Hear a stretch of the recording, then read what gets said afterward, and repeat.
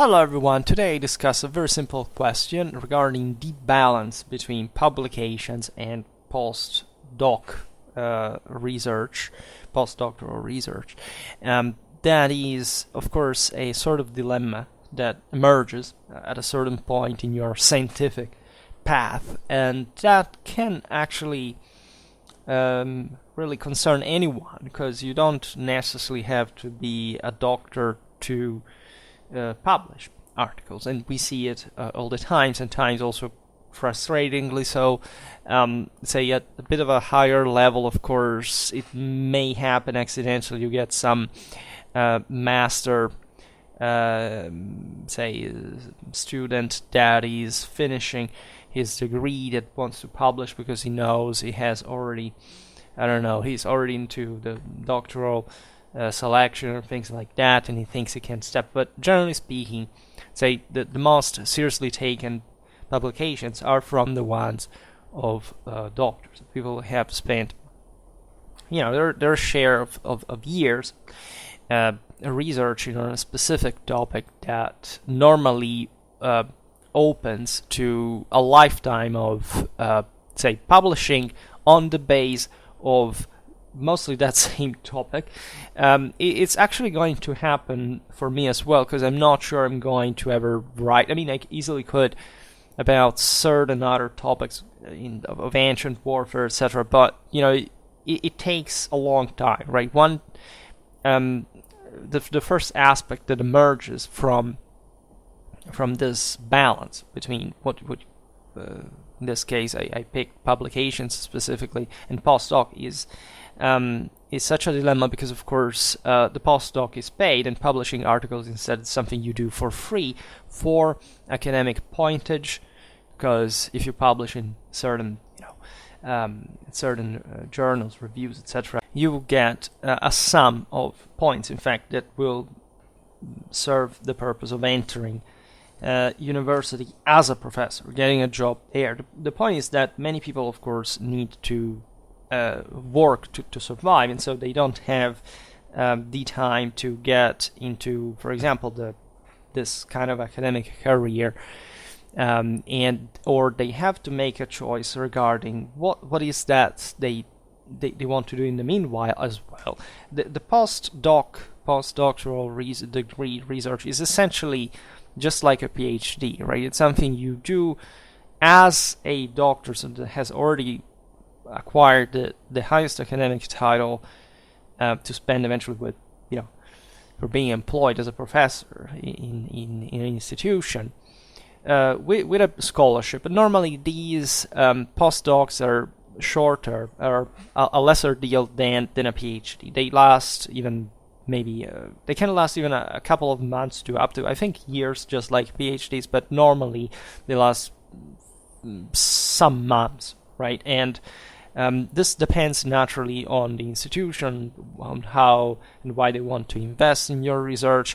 You have to do, however, something in exchange, right? You have to participate to the institutional activities. You have hopefully to teach, to hold seminars, to be part of that work that, of course, drains a lot of time and energies as well from the same research, right? Which is a bit the same paradox that occurs in doctoral researches today. That is in most countries in the world. Basically, when you get your scholarship, you start researching. The university wants you to produce, right? Every tantamount of time, certain works that may not even be beneficial in this sense to a long-term project in which you have still to wrap your mind around a bigger deal. And so very often you become very skilled in producing papers that doesn't necessarily mean that will be actually meaningful, because we have seen how hyper-specialization, albeit very potent in that specific field, in fact, it is as limited as it sounds, because you start lacking the comprehensive view on even the interdisciplinary approach. But even more than that, to the whole deal, why would a paper of that kind actually be meaningful at all for our civilization, because we're producing them in huge numbers, which means, of course, that if you want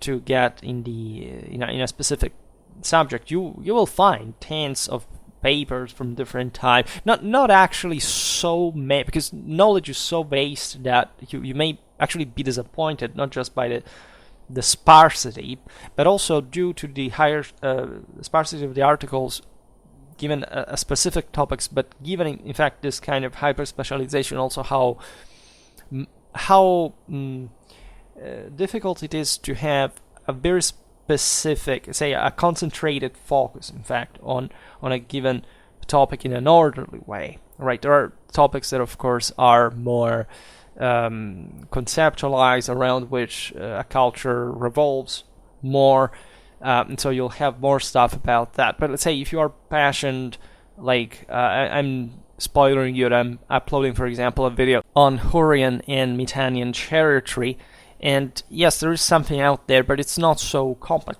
Maybe something's being written by a philologist just to explain some aspect of the terminology, but he's not an archaeologist, and of course in that case also the evidence is so few that sometimes the real problem is that yes, they stick to that, some broader interpretations, but they don't say some interpretations that are somehow, of course, cross-referencing different works, but not necessarily framing the article in, say, how do we actually, what more could we do with this information, and how this could be integrated in a broader picture. Of course, most scholars do not care about that, because again, if you live in a world where mostly what you're running after is the, again, pointage and the having published anything, right? You can also say, okay, well, I don't care even about what I publish as long as it sticks to some formal requirements and scientific standards, but it's just the minimum that is asked of me. That is not good, generally speaking, for the scientific research, and it's obvious that this is all connected with a broader stagnation of civilization at this point and other issues that I'm not to digress on, right? The problem is that this happens too because, again, you have to get sustained in a way or another most of the time. I mean, there are people who can absolutely research without economic pressure, and that's also a model that in many, even very rich countries, is practically impossible, right? For example, earning a lot doesn't mean that you're going eventually to save a lot, right?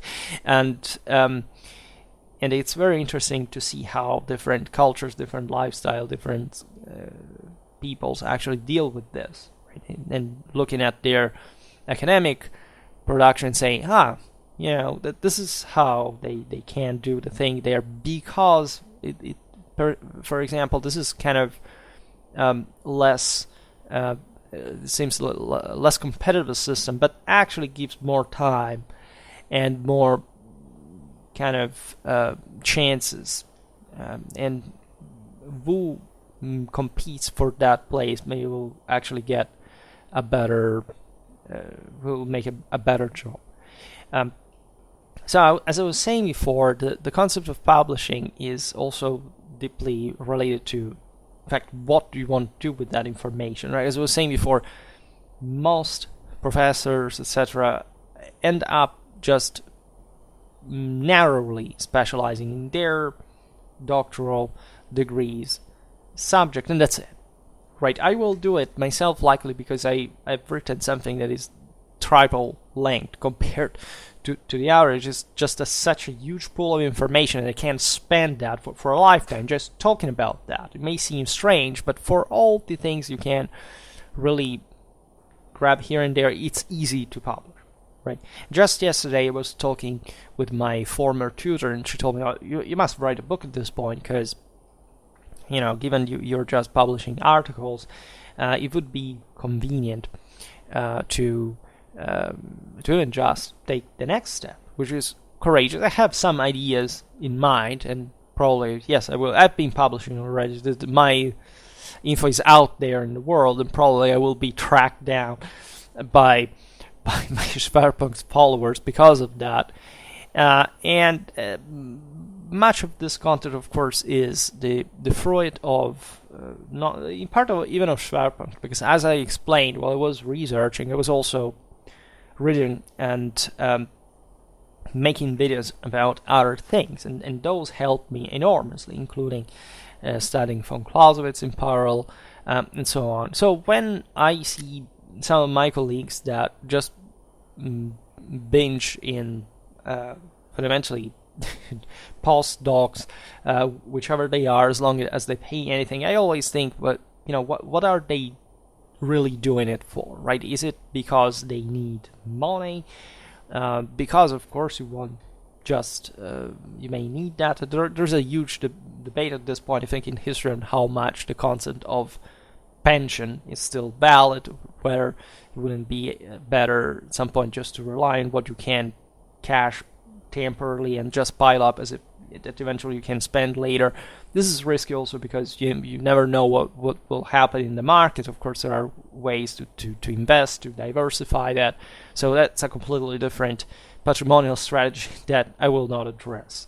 My point today is more philosophical, scientific, and methodological, right? Because the idea of a postdoc in practice gets down to getting in an environment of a given institution that can provide you with the opportunity of publishing your work, because as long as you stay there, you work for them and you also research, right? Which is complicated. From one side, it habituates you to do essentially what a professor does at a university, because nowadays the entire problem of professors is that, as they complain often, and they basically tell you all the time, is that they have to make more bureaucratic work, right? I was saying paperwork if it wasn't for the fact that, of course, also scientific research does involve papers, but it really means just 90% of your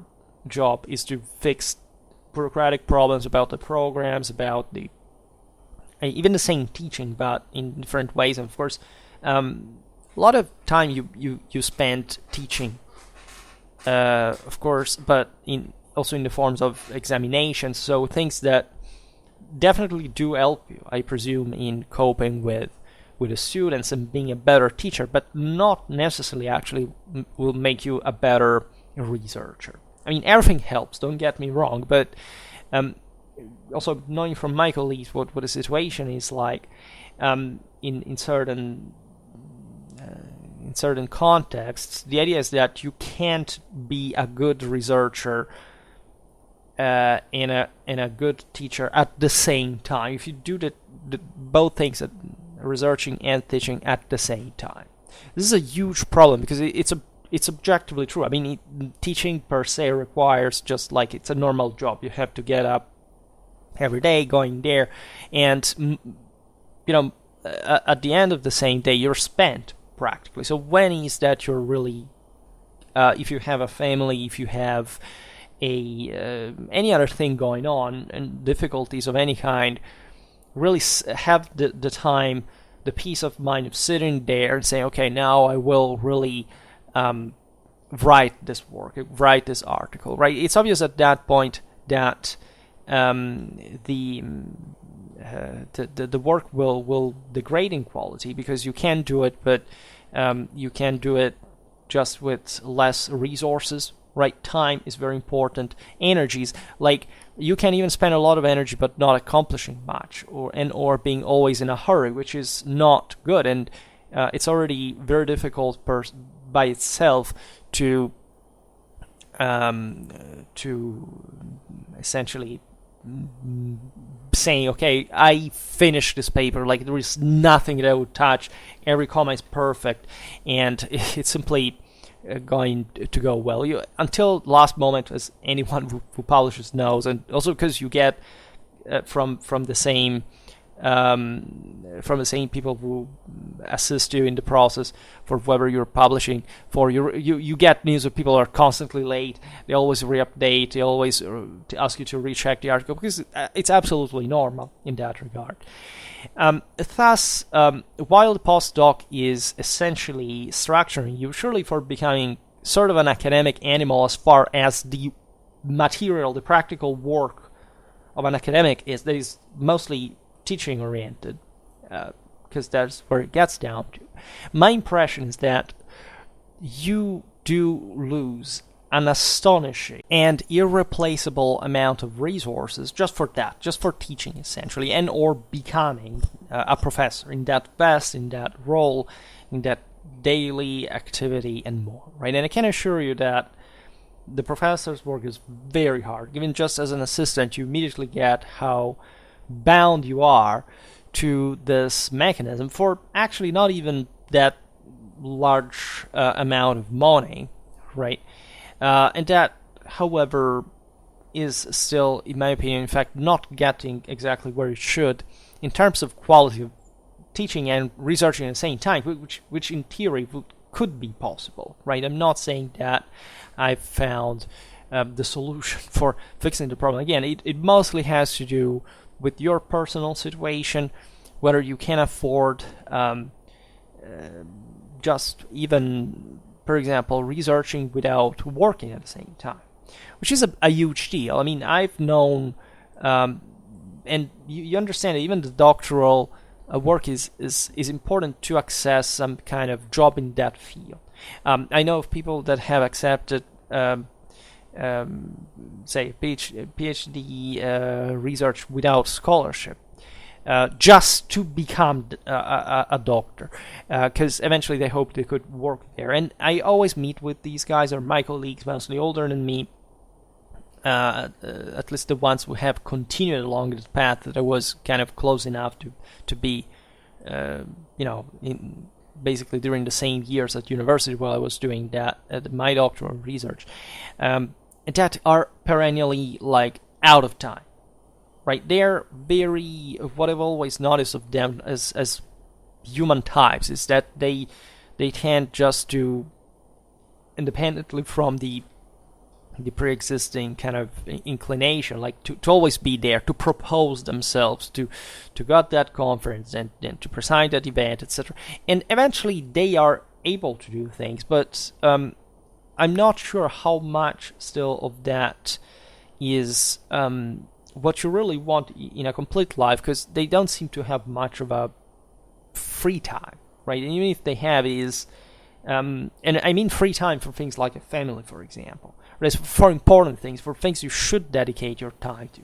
So of course, if you remove practically anything from your life, including physical activity, any other possible secondary like hobby or chance of doing whatever you want in most of the time, like it's like a normal job life most of the time, depending on what you do again, but always realizing that these are in theory like the top jobs of their category. So these in theory are the best brains that we have in our civilization, and they of course they're required a lot. I mean, I would say it's fair, right? If you are really there because you are, and that's the problem. What for, right? Running after those few tens of thousands of viewers, that is already a big deal if you ever get in the first place. Okay, you need that, go for it. Like, it's your field, you do it after all for something you like. At the same time, there is a lot of stuff, like in any job, that you don't want to deal with, or at least you have to do forcefully, and that, it seems to me, mostly dilutes your actual expertise. And at the end of the day, is also the concept is also, what is that expertise for? Right, what are you actually going to accomplish through that? Because as I was saying before, yes, there is a lot of papers nowadays, but who's going to read them? Right, at the end of the day, you will become maybe revered in the academy because you succeeded in publishing whatever, in getting in becoming a professor and so on. But it will. I don't know how it is actually. I do know professors, but it's not that I'm so like in touch, say in personally with them, to understand what their life is about. They do seem pretty, work loaded themselves. So I know that some have families, etc. But it seems even in that case that they embraced it mostly because either they have a very compelling reason that has to do with their personal accomplishment or something, mostly in a career-oriented direction, and so work stability in practice, or maybe maintaining a family, or maybe something more for obvious concrete reasons, or because they have a life philosophy that sometimes is difficult to grasp, that sometimes even from things they say, historically speaking, you say, man, I don't think it's right? I don't think that this worldview is the correct one, or I don't believe this historical topic should be dealt with like that, right? At this point in my life, basically everything I read, from especially like this kind of, say, scientific but also kind of disclosuring side of the story, is sometimes ideologically cheap. I mean, again, I do understand that that's also how they have to do it. I've been explained this. Like, they told me, like, we have to publish these books, for example, because a book figures categorically for pointage in a certain area that you must publish. So writing a book is a hard thing, right? If I had to write a book, it would take a long time. I know of people that write a book every year, and some of them are relatively superficial, in my opinion. And don't get me wrong, it's not that most people would read with pleasure, they would also read as well, but that seem, again, to fall into that space that makes you wonder whether that book existed or not, what kind of difference it would make, right? So, in other words, it's as if they were subordinating their effort, their creativity, their vision, their potential as scholars that they do evidently have, because this regime does really form you, right? It does really confer you a method, a discipline, anything, but only for a certain amount of effort that is calibrated and imposed on you without actually wondering whether you could, for example, write a historiographically changing work, which is, I think, if you're a historian, that's what you would ideally want to do.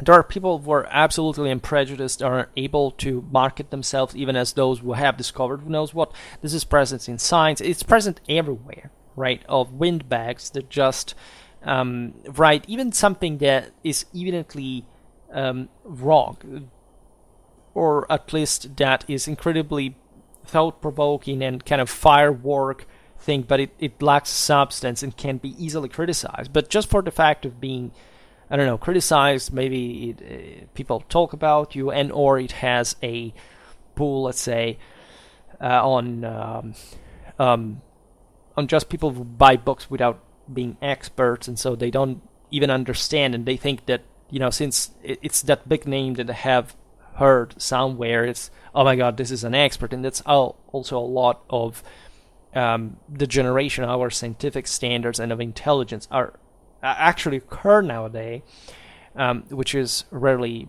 in fact, discussed, because if the system works like that, of course the system can think and write whatever, but again, some of the best work in that regard is maybe in some articles that are in some cases you can immediately say from how an article is written whether the person is prepared, what kind even of character they have. I mean, it's actually a beautiful experience to be able to immediately test a person's quality, in this case especially from a scientific point of view, and thus also from a moral point of view, because it's obviously and indissolubly intertwined, and immediately say, okay, I don't like, for example, this author, or maybe here, I don't know, in 20 articles here, there are a couple that are interesting and they're mostly helpful because they tell me more or less which bibliography I have to read, or maybe that, yes, even came up with with an interesting idea that could be developed, or that I could quote, because at the end of the day, that's also why you read other people's work, because of course you need them in that regard, but they are also helpful in the measure in which, if you say for a statement that you make, you can quote 10 articles, well, it shows that you at least know, because it's all a bit of a trick, right? You don't even, when you get into publications, you realize that as everything, it's not that we are to an absolute level of scientific precision for which just that more or less the experts are like that. No, it basically it's a relative thing that gets down to how successfully you can trick the others, scholars included, because the first attitude of a scholar in front of somebody else's work is, okay, there is a 30 pages article. It's already a big deal if it has, say, hundreds or even thousands of quotes to actually read, understand carefully. It really requires a lot of time and energy. It may seem strange, but there can be a gigantic work behind an article, and you have to essentially follow every single point by entering the mind of the person. Very often, it's also the quoting system is pretty unfair. Like, for example, when I quote something, I always tend to do it openly, like saying because you can easily say, okay, this statement, look at this article. And maybe the article doesn't say what you're claiming here, but you're somehow maybe even just giving an orientation, right? And saying, okay, well, this article more or less touched this topic, go look at it. But here I'm saying something. You can do a lot of shady things that, until again you check all the references yourself, and so in other words, you're an expert yourself.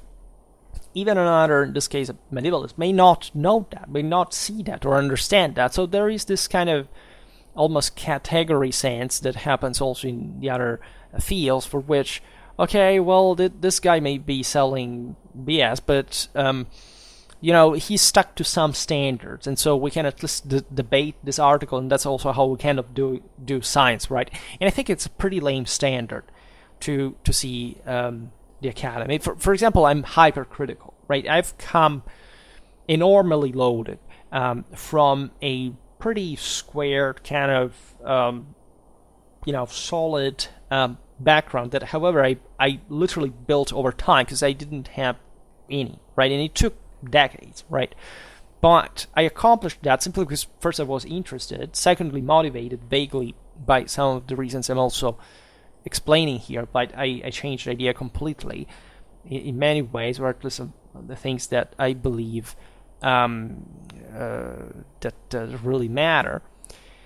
And I think I can read through the shortcomings of scholars. I mean, there are some experts in my field. I can't say they're charlatans per se, because if forgetting there, they really did their homework, but they still stuck to the standard rather than doing it for the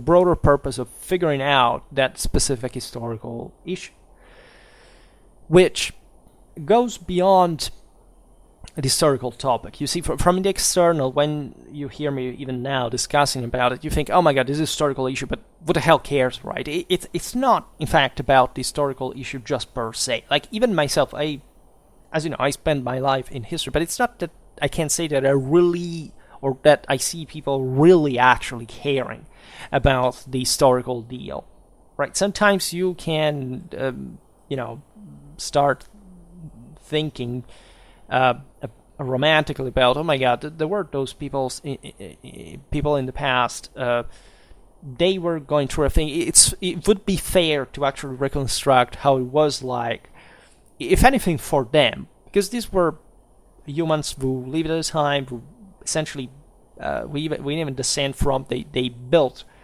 great part of what we can use now. They're dead. They went through the greatest ordeals, and much more than what we do on average today. And so you kind of owe them something, or at least there is something what they left as a legacy that should, push you to say, well, but I want to get closer to the truth, right? From another point of view, there is a bit of competition, of ambition, of aggressiveness, and you really want to dominate. You really want to write things that, even by not directly attacking a scholar or whatever, it can, for example, unhinge an entire school, or proving an entire system wrong. I often actually denounce problems historiographically in my work. I say, well, basically historiography didn't care about this, and I also provide with some answer on my own. I'm very direct in the way I write historiography, and I think it's like much more interesting even just to read. Not much because I write particularly well or not, right? It's nothing to do with it. But let's say, just to make an example, I just published an article that, first of all, it was like 80 pages long, as opposed to the rough 30 that I don't even know how they made it fit. Maybe because I use a lot of notes in the process as well. They wrote maybe the same amount of text as I did. But, talking about, again, some broader historiographical issues about how much we basically skipped the entire history of how certain armies worked at a time in history, and literally how they worked on the field, and what we know about this, about not. And then there is a guy who writes after or before me in the article that just writes half of what I did, and saying, let's analyze this Hindenburg contract, and let's see, these 8 guys, where did they come from? I mean, what the fuck cares about that? I mean, that's the kind of difference in scale of what I think is relevant, what is irrelevant. I'm not saying that what he wrote is irrelevant, but if you're making, like, even wasting time caring about where these people came from, unless you're actually just specializing in that sense, like, let's make a huge research and discover through these indentures where people personally, statistically came from, it's part of a much bigger work. Like, most of what is written in this article is actually only anecdotal, right? It's just for filling the lines and saying, well, we talked a little bit about this. Yes, it's proper, it's reliable information, but it's basically not part of a comprehensive picture that we should deal with, right? So, I don't remember the trail of thought that brought me here, but what I was saying is, of course, that in order to have enough time to make broader reflections and meaningful ones about the work, you should have time, you should have energy. You can't be pressured by either the postdoctoral didactic activity or also the academic university one. You should decide how much to dedicate to a certain something else. The same goes for a job, right? My advice, right, is the following. Like, I remember where I had left, like, as I was talking with my tutor yesterday about former tutor, yesterday, like, the purpose of a postdoc is, of course, if you want to make money out of that, is perfectly fine. It's okay. The second purpose, though, should be not just habituating you to that aforementioned lifestyle, but especially to connect yourself with people that are expert in your field. In my case, this is extremely complicated because there is no such thing, right? Or at least the things that I research on, I presume there is no person in the world right now that knows them as much as I do. I mean, there are other military historians that studied at a certain level, certain aspects, are very competent, surely know even more historiography than me, etc. I don't doubt that. But let's say in terms of the time and place that I'm researching and the type of work that I've done in detail, in comprehensive fashion, on a regional scale for 60 years of military history, nobody has done. Right? I have this. This is part of the beauty of it all, and that stimulates you to, let's say, to become also jealous of your work and saying, but this is much more worth than, say, spending my time in a postdoc making lessons about topics that I'm given to discuss, and that I fundamentally don't give a damn just as much as the people who are here. Right? The context is that if you are to work, however, in one of these institutions with an expert in your field, right, that mastered it, and you say you want to become the next one, and or you want especially a support for entering in a university, which is also something that shouldn't really happen, but through fair means of selection, not through friendships and so on, but these things still happen. Well, the question is, okay, you can't follow that path, right? You will get known by that person. Very often these professors want you to do some certain types of research, and so that is closer to theirs, so that is useful, and so it helps their work, right, quite utilitarianly speaking. There is, however, a problem with this. Aside from the possible interference that you may suffer, and this can happen easily even during the PhD, etc., for which being free is also an experience that you have to go through, because if you have never done it, you basically regulated yourself on a completely different basis that doesn't correspond, that makes you think as if there wasn't an option, right? It makes you convinced that that kind of hellish, nightmarish situation is normal. The problem is, one, again, it's difficult to find exact persons that are specializing in your field, and this still doesn't, and that can guide you and can offer you a place in these institutions and so on.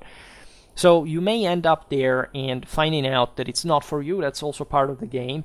And it can happen also in friendly ways, right, as it happened for me. But sometimes it's also about the human type, right? I sometimes went to some people that I admired for their work, but then when I met them humanly, I thought they were pretty disappointing, and just they legitimately had better things to think about. I was also younger at the time, but the impression is that you may work dramatically well also with a person that literally knows nothing about your field of research, and literally they can help you anyway very well. However, the problem is there that from one side, today's academies are shrinking, meaning that the idea that you can simply go through the career like it was like through the 70s, the 80s, the 90s, and there was room, not really free for all, but let's say you could simply get in, is over, right? There is a major stagnation and contraction, for which also it's very generational in nature.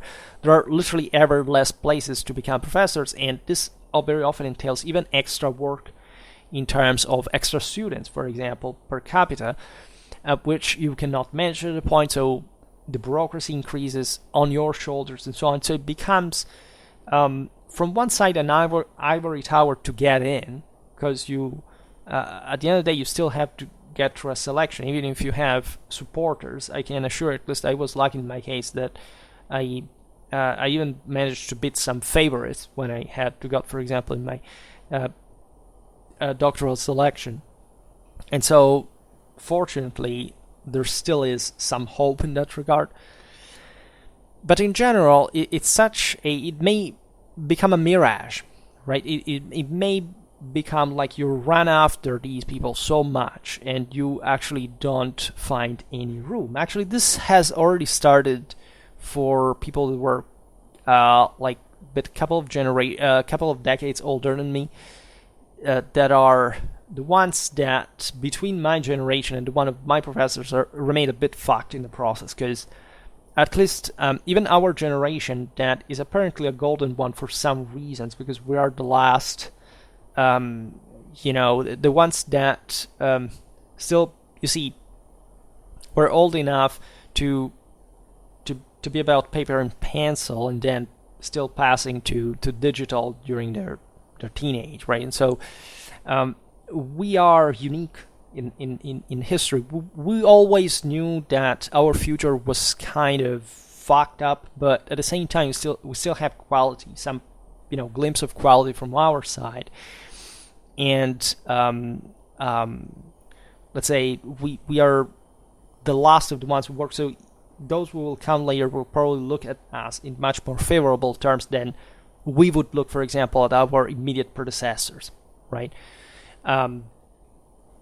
So, in a way, probably things will not be even so dramatic for us specifically. But if you talk about Generation Z, I mean, they're really fucked. I mean, there is really no future for them. And it's not even as I was saying before, it's not even because there is a terrible system or this superstitions, etc. It's them, right? It's that they haven't been programmed as they should have had. And so they're simply paying the obvious consequence of that. It's not about debt. It's not about the boomers. It's not about millennials. It's really about the fact that the general quality of human beings has dropped dramatically, structurally, systematically, and clamorously in the very last decades, right? And they will become the serfs of the future in a way or another. We are already witnessing this, right? There are people who are able to really do anything, right? And they have, in this sense, to survive, it has completely bailed out from any concept of quantitative and qualitative work combined, right? There is this idea of, it's basically all what you can see here psychologically with conspiracy theories, with cheap, easy things that come easy at a minimal cost, but also they're just basically bringing you under. And it's just you want to essentially believe that BS because essentially working for something more difficult, more structured, that you have literally stopped knowing it exists because, again, millennials at the end of the day had seen something about that, and so they know that there is a quality somewhere. But in here, for the following generations, they literally don't know, right? They literally haven't the palest idea of what is going on. Even just a couple of generations ago, it's all lost, right? Historically, politically, geographically, zero, right? So this has already, again, this has always existed by a certain degree, right? But the phase in which the average was improving is over. It's over from actually quite some time. It's in terms of those who were nurtured in the following generation. It's something like starting from the 70s, right? So that is one point. You have to consider yourself, even in this generational dynamic, as what are your options realistically, right? And I know, especially for very young people, it's difficult to accept that they are, that they have already screwed up, right? Because they didn't have an adequate parental upbringing, an adequate education by basic moral and scientific standards. So it's over. I'm sorry. I mean, this is clinical psychology. This is anthropology. This is just basically everything we know about the cognitive capacities of a human being, and more also the moral ones, actually, the backbone, the resilience, and so on. So it's all terrifying, as it sounds. So in other words, things are not going to go better. When you plan this future, you have to realize again that if you have, this is my philosophy at this point, if you have a let's say a solid background in terms, especially of resources that you can spend, I believe that the private or free professional sector, say in a broader sense, is the best option, right? You should, even in terms of postdoc, probably try it if you want to be that specific person that I described to you. Again, a professor that spends most of its 90% of his time about bureaucracy and had basically time for nothing else, and the only moment of freedom of release is that time in the classroom with students, right? And also in here, be very careful about who you are, because there are good professors and there are bad professors. That's another thing, but we don't actually discuss. But I was thinking even of making a video about the various types of kind of standards, from school teachers to even to professors at the point. Like, what are they actually, right? What's the secret behind? How much do they know? It can't be as varied as you can imagine, but at the same time, I don't know, I think that the teachers' standards are appalling, right? Worldwide, you can't actually pretend that school is giving you what it takes to go on in life. And no, it's not about some alchemic kind of tag straight life sense of I will succeed in life. That means you're a fourth estate, or you're already done with, and you're going to be the future slave in a while. I'm talking about massive, but I mean massive amount of scientific education. Again, quality and quantity combined. That in terms of school teaching is completely absent, right? Most school teachers are just some of the single most ignorant people that I've ever met. Like, not much. I was lucky, actually, and I thought that already those standards were not so great for how they should have been, not comparatively to what things really are. But what things really are really just almost criminal at the end of the day, because you can't just put some people to make that job, right? It's terrifying, and I honestly don't know where the future of especially schooling is heading towards, but I just think that it's a much darker direction than we imagine. The problem again with postdoc is also you're not going to have the time to work well to what you're doing, or at least if you must have a specific reason for squeezing your life between what they want you to do and all the other activities that you should be allegedly invested in, such as conferences, publications, and so on. So my advice is, if you have any kind of familiar support and or resources on your own, it happens, right? Especially in the West, like, it's not so rare to be a millionaire, for example.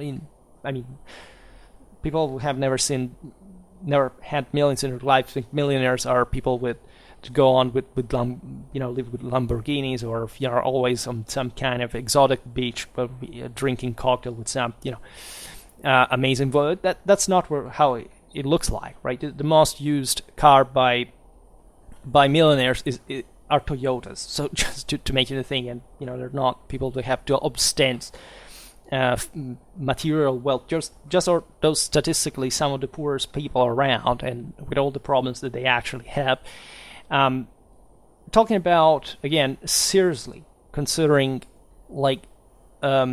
rejecting the system and going towards the private sector that can be as shady and ugly and dirty and actually abusive as it is, right? Because it's a jungle in many ways. But I'm talking about, especially considering today's means of communication, the possibility, especially, again, we're talking mostly from an historian's perspective, a bridge, right, to people that may be interested. As you have probably understood, that's also partly what I do, right? I have Schwerpunkt, and so I have reached now consistent amount of people.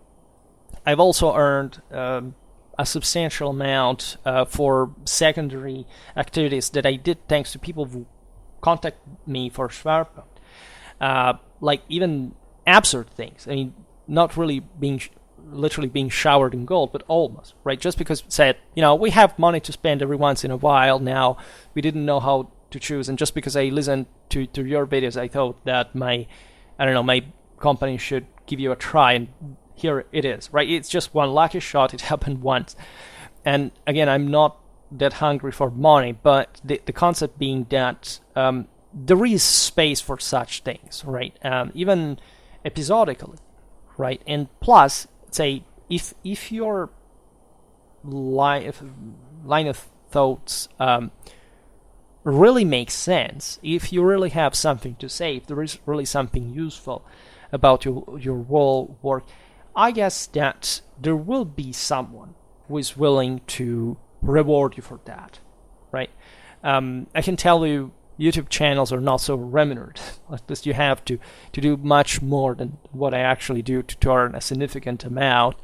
But I'm still like at the beginning of this, and I still have some base that I can spend, right? I can't say that I make this much, but already it's a base that I can exploit, right? If it's still another source of income of some sort. And if this grows, it's going to be even more. And you know that in my case, I do here exactly what I also do, well, not quite in the same way, but it's still history, right? It's still military history, it's still religious history, it's what more or less I revolve around. And as I was saying before, and I already told you many times, I actually don't know, between the doctorate and Schwerpunkt that I began at the same time, what did actually give me more. Right now, the doctorate is over, Schwerpunkt is continuing, but in comparison, like, I could have not achieved what I did if I hadn't done this as well. And this thing was largely a long-term investment, because, as I just said, it's not that I earned say much, financially speaking, from this. But there is no, I mean, indirectly, there is no comparison with the sheer amount of stuff that I earned through this. First of all, just even the fact of laying out your thoughts, right? I think we all have kind of good ideas or even great ideas, but until we just think silently about them and we don't try to express them, to articulate them, they mostly remain unexploited. So the case for publications is a bit the same, right? You see, on Schwerpunkt, I began to even speak properly, out loud, to reflect, and I built up something much bigger than before. And it's not that before I wasn't going by the book. I was, as I was saying before, I was squared ahead. I was just going through my path. But if it hadn't been for Schwerpunkt, I would have lacked so much surrounding, couture or whatever could support my further scientific activity. That is something I now start seeing as something I lacked, literally, compared to what, for example, past professors, say the generation of the professors of my professors, really seem to have. That is to say, a lot of knowledge about a lot of diversified stuff that formed really this reinforced and reinforcing background that literally no one can provide you with. Because it's like, if you of course have a method and a structure, I always say, yeah, try the PhD because it's really great. If you make it, of course, it can be a very competitive stuff. It can be hard. I just made a video, for example, about imposter syndrome, about other psychological strains. It can mix just with other stuff that is going on that can also affect your work and so on. So it's a complicated thing, right? Don't think it doesn't come at a cost. That's not what I'm advocating here. So I'm not selling you or marketing you like a choice that I have the certainty was worth, right? But I'm really telling you here, be aware of the fact that you do need as much kind of formal education, as much crazy kind of intuition, and even courage. We have to be foolish a little bit to try something different from what others have done. If you really believe that what you have to say can leave a mark, right? Which is, in my case, what I, generally speaking, think can be, not because I ever been pretty vocal about that, it comes over time as well. That's what you're building, what you should be able to develop, according to, what we were just saying throughout the video. And you would say it's a risk because, what about, another job, right? Well, what about that? Well, I don't know, if you're doing a part-time job or something in between, you have a revenue or whatever, use that, right? Because the concept here is that if you can truly work every day, you can go on vacations, you can do whatever you want, but you basically maintain your solid amount, let's say an equivalent of a working time, but from home and or going to libraries, searching for info. Like now everything is digitalizing, so becoming easier in some ways. Of course, this increases the competition as well. But you can, like if you say you make 3-4 articles a year or you write a book or two, etc. In 10 years, you have the amount of publications that I think no one, at least for the current rhythm, the typical rhythm, can boast of the same age. You can literally knock at the door of universities, being known, having done kind of disclosure. You can go out there, you can hold lessons, you can be invited at conferences, you can get yourself known, and also your image, your person, your character is very important, because if you give the impression to be solid, reliable, that you're determined, you're working with an objective, with a specific purpose you believe in, other people will notice you. Other people will start saying, but that's the guy that I heard talking about the thing. It was interesting, right? Wasn't it? That topic, the thing. Well, that depends on your work at the end of the day. So, in my opinion, specializing in that, like as a sort of humanist, towards which I believe, again, as a model of patronage and, in fact, employment and service, we are essentially reverting to, by an important degree. The hyper qualified is going to win, right? It's going to tower over all others. I mean, again, it's risky. It takes a lot, right? It's not for everyone, but it's always possible, and you can always do it. Of course, again, you must have a doctoral base, I presume. Like you can even work on that over time. Let's say if you just had a master degree and at some point you started working, there is always time to there are, I'm sure, even legally some formulas for which you can, you have some easing for working and making a PhD at the same time. That's not a great idea, telling you the truth, because the best thing is just again being completely free. And that's the concept. You see, that's the concept of the PhD. That's what you are normally brought to do, at least by the largest degree possible, which is not always possible, because I told you before, most of that means still working a bit like in a postdoc, right?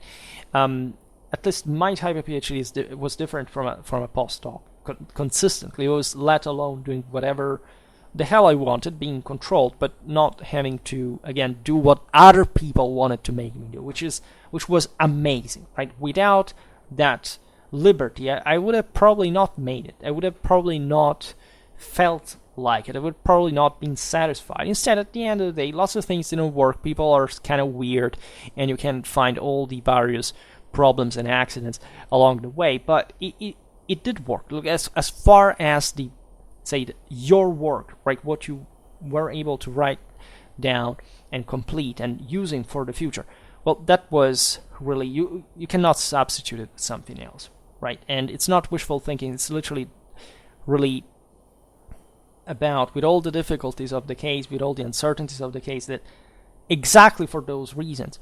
the way of making a better work, qualitatively and hopefully quantitatively, if you have enough time, if you manage to order your time, to distribute it in a functional way, and so on, right?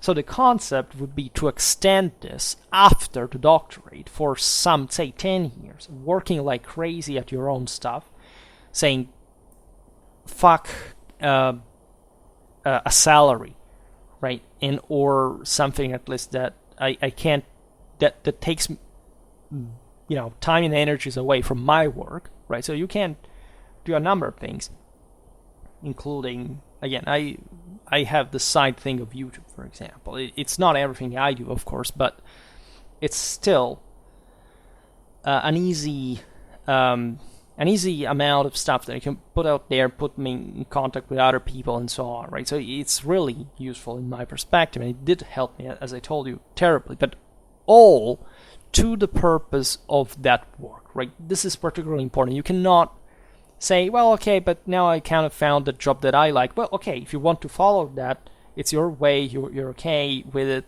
it fits your lifestyle, whatever, go for it. But I mean, if you really want to go for the academic thing and becoming known and appreciated, and in this sense securing in a long-term investment a substantial amount of time and energies, to successfully enough, I think this is the way. I think this is the only way, as a matter of fact, and I don't really see any other path that can guide you through it. Because, by the way, at that point, like, you're already, of course, an adult. You topped, again, the academic production level already. The question is, why would you have to be told by anyone what to do? I mean, that's what you were formed not to be. Like, until you're basically the top expert, presumably, again, existing in the world about that specific topic you chose. If you, of course, chose it because you think it could be marketed and not because you had to fit this kind of weird university mechanisms, chances are that you believe in that so much that you can have the determination, that is to say, that particular type of courage which is backed by actual knowledge about how things work and an adequate and objective risk assessment. You can make this choice and hopefully really leaving a mark in historiography and becoming a character, right? Even probably a mysterious one, because this you would be more of an outsider compared to the regular paths. And you will have probably also salvaged, I presume, part of your moral integrity in the process. You will have not brought under by this superstition that you have somehow to be under somebody else's authority, even though this authority, of course, is not as adequate as you to evaluate your work. Again, and I can't stress this enough, your work must be worth of that, not wishful thinking. I don't want anyone over me because I'm better than everybody else. If you aren't, if you don't know shit, if you just starting from zero without any competence, any expertise, that will never work, right? So, going through a university, not an academic, a university career teaches you to go under, right, at some point. Because at the beginning, it's like school in a way. You are commanded by others. People look at you from above. Then you grow. And then there is the point at which you're so far ahead, up in the air, that they don't even see how tall you are. That sometimes does also happen. And again, this shouldn't be an excuse to paranoidly believe that you're the misunderstood genius that nobody can understand because they're bad and you're great, right? If that is not the case, as most of the times it is not, right? You just have to. Of course, this is a narrative that you find nowadays, and it's very typical. And I'm not saying that it's always wrong, right? But most of the times it does even stem when people do have the numbers from that attitude. But it's a bit like the attitude of, I don't know, was not Eric, but I don't remember that other Weinstein, that what was the geometric theory of whatever in physics, that said, I simply bailed out of. They made me bail out of Harvard because I didn't fit the standards of or actually the establishment thought that they could leave off in theoretical physics for a long time, right? So the question there is, it's a much more frequent mechanism than you think. It's normal, but you should also understand how much it requires for you to be truly out there alone and making your ideas being felt, right? Naturally, now I made a different comparison. History is different, but I think that history has, as we talked about this, a huge potential also for changing the world in many ways. And part of the reason why we think history really doesn't do that, because we often see the historian just as the kind of guy on a couch with glasses with a kind of old-fashioned background that talks about whatever what kind of race of dogs existed in the third quarter of 16th century, Tudor England, right? That's not exactly right what we're looking at, and most of historians are actually like that because they mostly just look at that. Some are very insightful; they can approach more theoretical things, but I think there is a broader point that can be made about specific, in my case, specific political and military issues that can even just, if it were only for the fact of offering a different method, right, or general model for how we could work and how we should work, or even just expressing these ideas I'm telling you right now as a different direction, right? I think that it can really change a lot of people, can really change a lot of points of view of, I do have people messaging me telling me, look, I decided here to simply change my life. Maybe, I don't know. I hope for the better.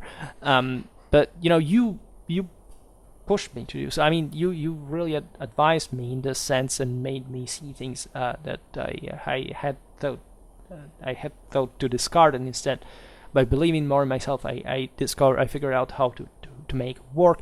Well, that's exactly the thing, and it's also about the scale. It's also about the ambition that you have, right? I mean, it's always good to be wanting to improve your life, but it seems to me that most people see that as just changing small irrelevant things every day that will never have a systemic and structural impact on the general quality of their lives, considering all the thunderstorm that normally a person goes through at all times. So we are ultimately, doomed by some degree. So whatever we do will fail anyway. But what you can accomplish is still better than nothing, right? It may not be enough, but it may be still something that will help people to work on that. Again, becoming the umpteenth, for early 21st century professor that published tens of articles that nobody will ever read because it's about topics that would be even irrelevant to a certain point, to the degree, to the historiographical perspectives, is what did you make your life about, really? Right? What kind of example did you want to set? What kind of person you wanted to appear? Because to me, even, that there is a certain degree of aesthetics in this too. When you look at these old professors with, still killing themselves with cigars and, having that old suit without any other ambition other than speaking at their from a ex cathedra, to be invited here and there in a conference, and then coming back to a complete and banal existence where they haven't really said more important things than how, say, certain people settled in a specific region of 12th, 13th century Europe and having made all their life about that, right? Just agricultural settlement. Say, what kind of what kind of soul stands behind them? What kind of spirit is guiding them? What kind of achievement have they really brought in the world with all what is happening in the world, really? Right? So it's naturally difficult to evaluate, even humanly speaking, on these bases. But when you see them from at least a perspective that you can understand through their work, etc., realize very often it's the history of a failure. And you don't want to be a failure. You want something more important, something that can really bring you far. And maybe it's because I'm young and I think I can succeed in this. I actually don't. Right? In an objective, rational sense, I know that the chances are pretty slim. But to say, what's the point of living if you don't kind of take that risk? Yes, of course, there is a bad side where if you fail still, which may make it even worse, but in a sense, having tried would have still provided you with something extra that you can use, right? And you can always keep trying. You can always, as long as you have a capacity, making it. And you do grow in the process. You see, as I was saying before, laying out your thoughts, even writing them down. These days I began to write a new article, for example, and I had an idea in mind, and I'm just rereading an article that I had read so many times because I have to criticize the work of a scholar to graft, let's say, at least the introduction of my article on. And I said, gosh, look at what he wrote, right? It's very interesting. I can write so much more about it. I mean, there is really a universe that opens up to you to the point of making you realize that your possibilities are truly infinite. There is true hard work that costs, there's no doubt. However, so much that you can tell, and so much of a difference you can make if you really center the right points that I think nobody can take away from. Right? It must be, it must have meant something, really, and it's not just your delusion. about it.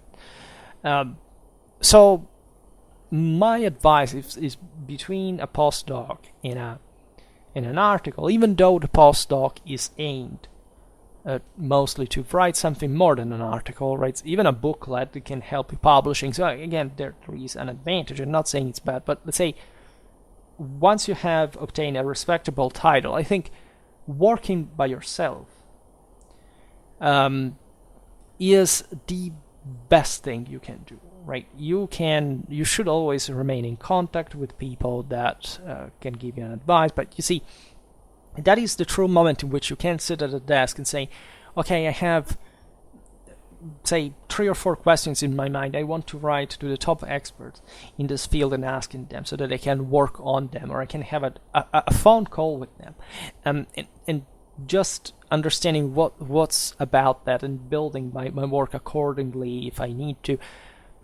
It's a huge privilege, right? It was literally what a privilege means, right? It's this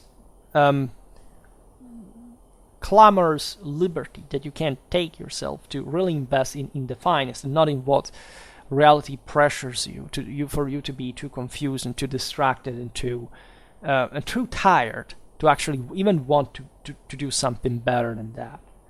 I think that's what really matters, especially in fields like ours. Like you can't call yourself a historian just because you have a bachelor degree. It has literally nothing to do with that. But not even if you have a master, if you have a PhD, if you don't go on because you actually love the freaking topic you specialize in, you will never be a historian, philosophically speaking. You will never have deserved that title. You will never have improved properly the value of the concept of history in front of the world if you don't, right? I can't help but seeing kind of an heroic stand in this, because at the end of the day, we're all going to die much sooner than we think, right? And it's going to be, let's say, how much will you have wanted to do by the time you're going to die that you won't have achieved. So why not do it if you have the capacity, if you have the possibility? Naturally, this also means to be responsible towards your family, towards really anyone that can also benefit from you and how you succeed and how much money you make and this stuff.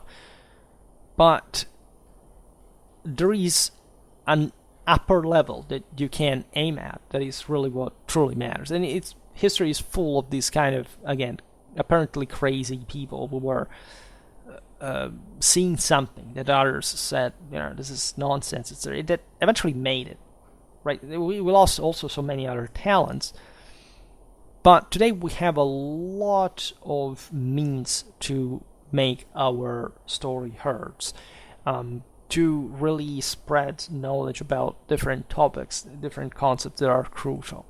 There is, of course, additional difficulties because everybody can do it, so it becomes really harder sometimes to present an idea that to us maybe seems great, but that for the rest of the world is not really relevant. We can also fall in love with our own ideas and pretending that them to be particularly special in many ways. So, you see, I'm not even sure I'm doing this right now because, of course, I believe all what I said now, but of course there is also a degree of you must know your limits in a way, because without them you can't even break them,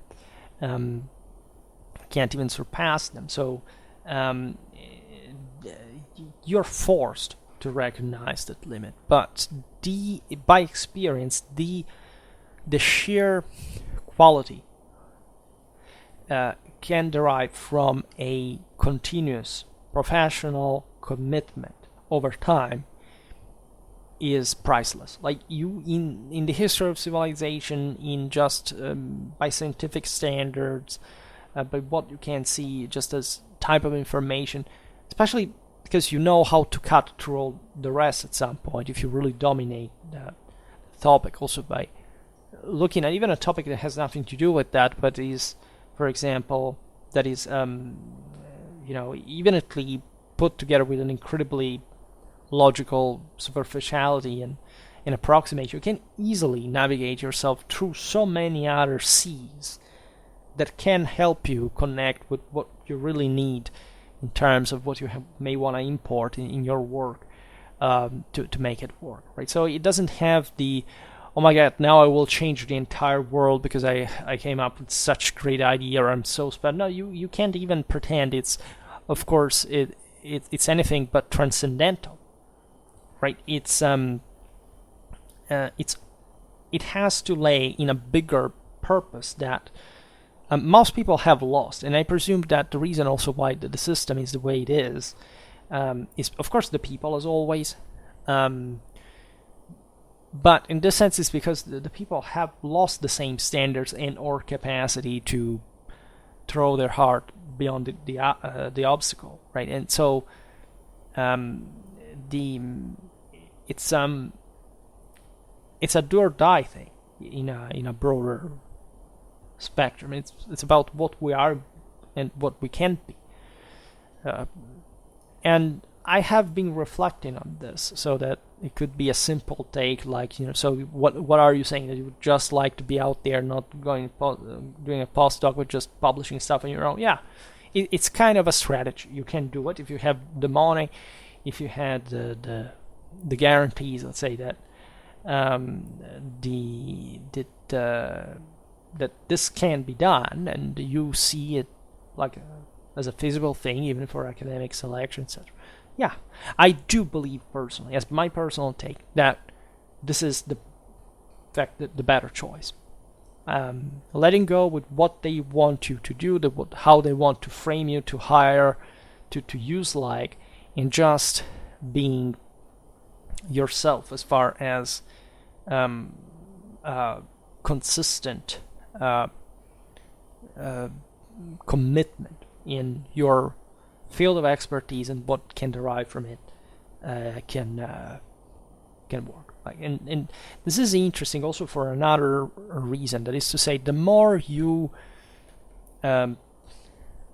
analyze your field, it can be very wide as well. And say, of course, the better you're going to become at working, but also the longer steps you'll be able to take accordingly, which means that if, again, you want to write a book, if you have never done it, well, having written 3 or 4 articles before is crucial. You must have done it. You must have felt what it means, what it is, and the more you want to do, the better ideas you think you have, and the more you have to work. And this work, again, cannot be just diluted over time, maybe, because, again, you will not have that time at some point. It's all much later than we actually think it is. So if you have this opportunity, it seems foolish not to take it, right? And again, all the other limits are perfectly understandable. People need to work, they need money. If that's a priority, go for it, right? It's the best thing you can do in that regard. But never betray yourself to the thought that that's the only thing, right? Or that this will simply fix your life problems ipso facto. It's not going to happen per se, right? Actually, the more you lose on that moral ground, on that initiative, right, and the more difficult it will become later to actually make things work right over time. And there is also another factor that is, but you can easily see even with degrees, etc., that if you don't keep yourself fit academically, if you don't read the updates, if you don't, again, work with articles, if you, in the sense, don't really remain in that kind of order of things, it's unlikely that anything is ever going to work out successfully, right? I think it's pretty obvious itself. I mean, you do need to remain fit mentally. It's like when you don't train a muscle for a long time, it's much more difficult eventually to make it work again. You say, oh, well, yeah, but if I want, I can go back to that. It's going to take ever more time, proportionally, additionally, than you thought it would, right? So this is the case also for scientific publications. You must always keep fit. You must always improve your work, because in this field especially, and depending also, the more advanced the work is, and the easier it actually gets, right? It's actually easier than even training a muscle successfully, right? But it doesn't necessarily mean it takes less motivation. And I think in this sense, motivation is, as we've seen, of course, the most crucial aspect of it, and it's matured over time as well. You can simply motivate yourself to do something if you have never known what the whole thing was, right? That's why I always tell you, yes, you should still be an expert of some kind. You can't, this is not the fairy tale story that tells you can do everything just by wishing for it. That's what unaccomplished people mostly think, because if they don't lie to themselves in that sense, they're going to accept, they're going to realize they have nothing else, and they have nothing in the first place, and so it's not going to succeed. But let's say if you've had the motivation of studying history for such a long time, you are in the field, you've seen how things work, and you have this opportunity, don't bend yourself to a work that is going just to cage you in something you feel that you do not want to do. I know what that feeling is, because it did happen in my past too. For example, to study something that before history that I didn't like, and I said, and I mean, I even enjoyed, I knew it was useful. I'm not saying that postdocs are not useful, even didactically. You surely learn a lot from them. But what you really want and what you really feel satisfied with is just with what you're truly interested in. And that's why I chose history, and I was happier. Even if I knew that maybe with history you have less opportunities or whatever, it seemed to me like I don't care, because if I'm going for it, it's because my task is to excel in it, right? Or at least to bring this to a level that has never been seen before, or to answer questions that have never been answered before. So the point should always be to top something, to break some record, because otherwise why would you do anything in the first place, right? Just to be second or third or fourth, what for? In your field, in what represents essentially what you do in your life as a main occupation, doesn't seem cool, right? I know there are people who content themselves with that niche, because for them, again, there are other factors, external factors that can bring them to do so, but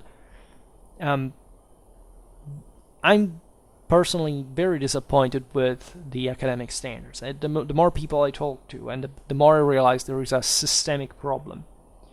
That absolutely doesn't mean the populistic bullshit that scholars are not true scholars. They are the best people we have for that, in the field. There is no doubt. The rest is worse. There is no conspiracy theory about an evil system that is imposing you whatever. Yes, some, of course, part of the West is heavily politicized.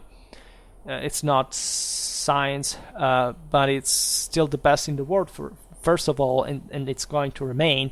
And secondly, it is still, again, regarding that field, the best place where you can become the best and surpassing that. So out of it, just being an outcast and an anarchic is just being a paranoid who's running like a bitch in a safe space zone because they're too weak to actually cope with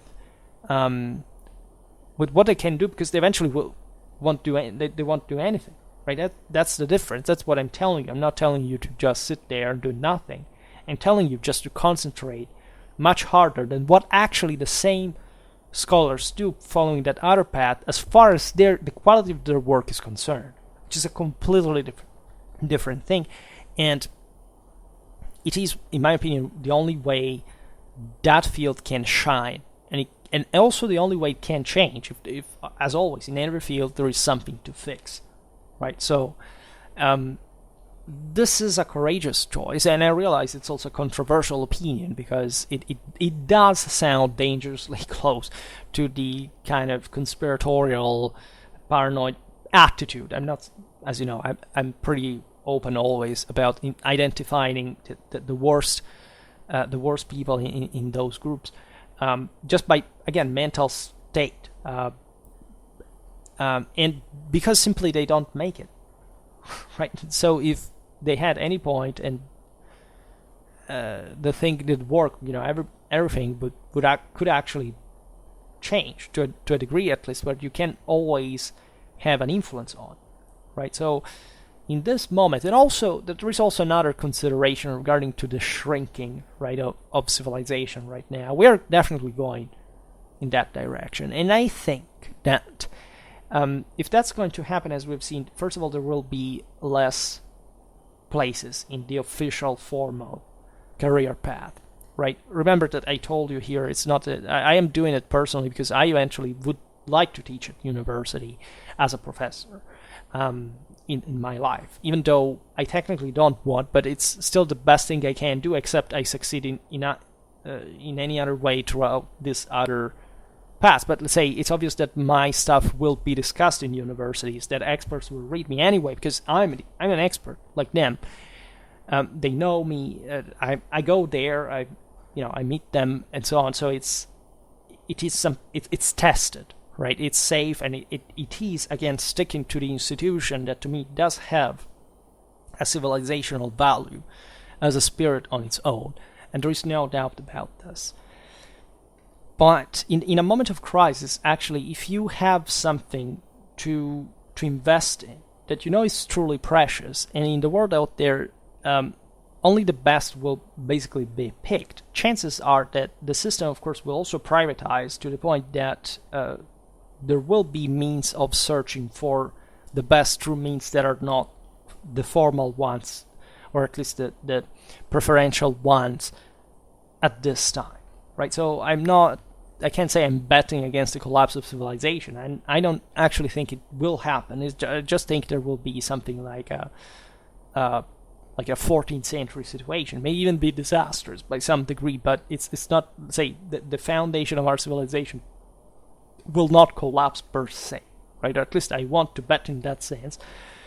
But I'm betting rather about essentially the social and moral collapse that we have already been witnessing now from quite a long time, and simply, again, the people is going down again. And so, what do you want to be then? Just people who have found their survival space in something that is still depending on an external support clientelary system. What about you try to be an independent in the moment in which the world will be ruled by I'm not saying the independent in a sense that I don't think that hegemonies will increase. Hegemonies will increase, interestingly enough. So it's not all the bullshit against we're fighting for creating a multipolar world. I'm perfectly fine with a single polar world. Just it's too unfortunate that polar worlds never existed, right? So it's all an hallucination of populistically and mentally deranged people, right? And so, as you know, I stick very much to authority, discipline, the divine imperium, world domination, and I find it pretty pathetic when so-called conservatives claim that there should be multiple poles of rule, because it's just the single most anti-traditional concept that you can give unfortunate birth. It just means you personally have already lost the imperium. So that's exactly instead what I'm advocating for is the completely opposite direction of this. And I do want to bet on that, because again, it's what, in my opinion, the entire world's meaning, the entire universe is about. So even if it's sometimes counterintuitive, you have to realize that what you consider as intuitive is mostly based on a bias that is humanly determined and not transcendentally determined. So in other words, you're rooting for fear, for superstition, for dependency. Instead, you should simply go for your own personal domination over other people. That's the point, where you should be able, with your force, spiritual and physical alike, to dominate over as many people as you can. I think that's fair as a, because all what it takes is simply going to fix problems, because you're going to be that strong, you're going to convince others, and you're going to form an order that is based on something convincing that works. That's also what, of course, most of what we talk about also for a history of religions, but it really gets down to, and people fundamentally reject these ideas because they don't know it, but in the way they're claiming to be actually preserving a past, they're just rooting in barbarism. It has nothing to do with the Apollonian, Uranian, celestial, divine power. It is just, as I always say, nationalism and socialism are actually the same thing, but they're probably also deep consequence. Obviously not, from any politological, historical point of view, the consequence of the destruction of tradition. And not in the sense that one is there to save. I mean, they're literally what destroyed tradition themselves.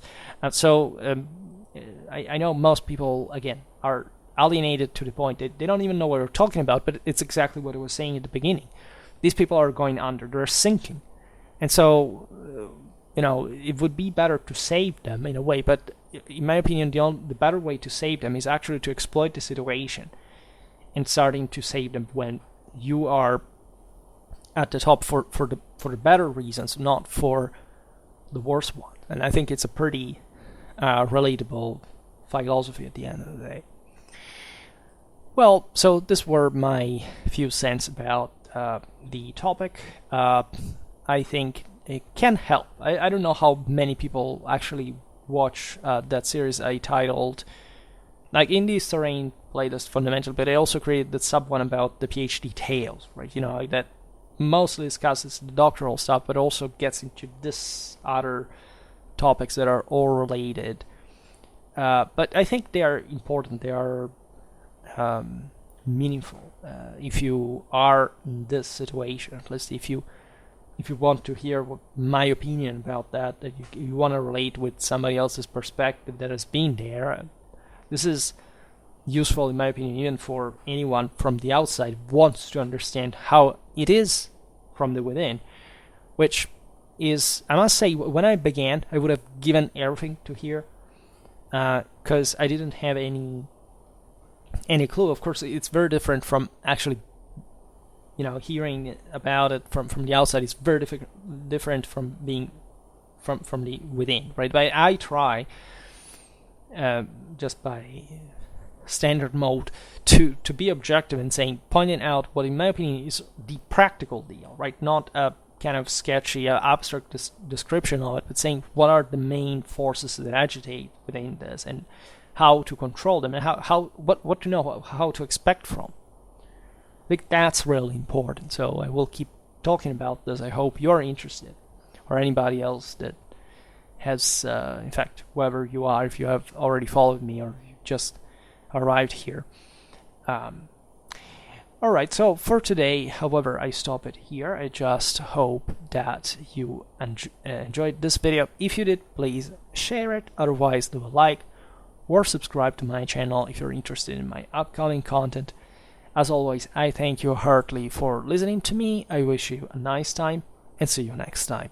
Bye.